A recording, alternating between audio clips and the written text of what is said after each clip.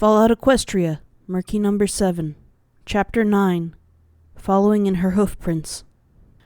Kinda used to being a beast of burden to other folks' needs. Very sad life. Probably have very sad death. But at least there's symmetry. So that's why you didn't get away. What did it feel like to fail after coming so close? Guilt. Huh? I felt guilty. How could I not? In my quest for freedom, I hadn't just put myself in danger. I'd brought it upon innocents, too. My wings were what made Minstrel consider me valuable. He hadn't cared about me, only about the wealth that selling the Pegasus would bring him. Now he was dead because of me.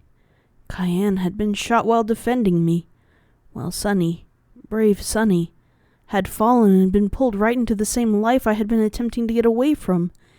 If I had escaped, how could I have ever lived with myself knowing the cost of my freedom? Only now it was worse. At least while free, I might have been able to eventually pretend that she gave herself up to save me. A sacrifice. But now we were both trapped inside Philadelphia, having gained nothing. My wishes had ruined the freedom of some pony else and destroyed everything that she had in life. We weren't even together to be able to comfort one another. She was the Master's, and the Master's alone. I dreaded to think of the conditions she was being kept in, or the brutal work she was enduring as one of his stock.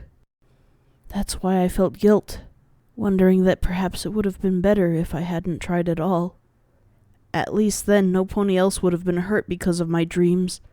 I had been so close, so hair-raisingly close to seeing freedom for the first time. It hurt. Right in my heart. It hurt because I knew that as much as I wanted it, I would never be willing to sacrifice the lives of others to get it.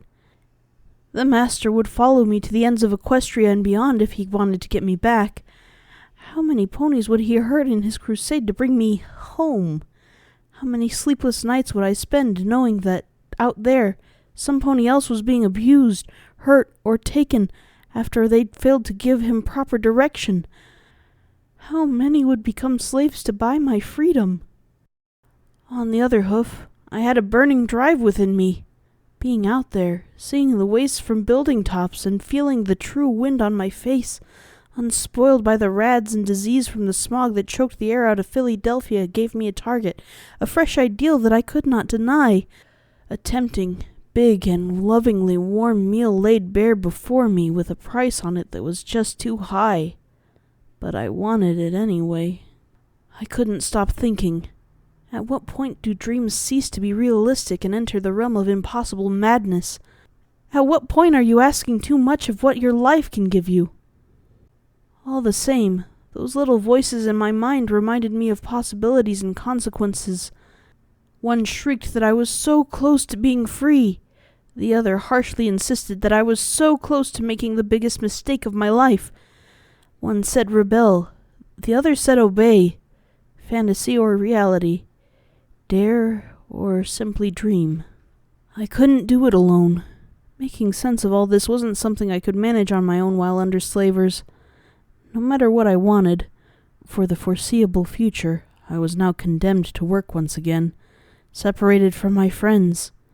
If I wanted them back, I would have to work for it, prove that I could be part of their workforce once again.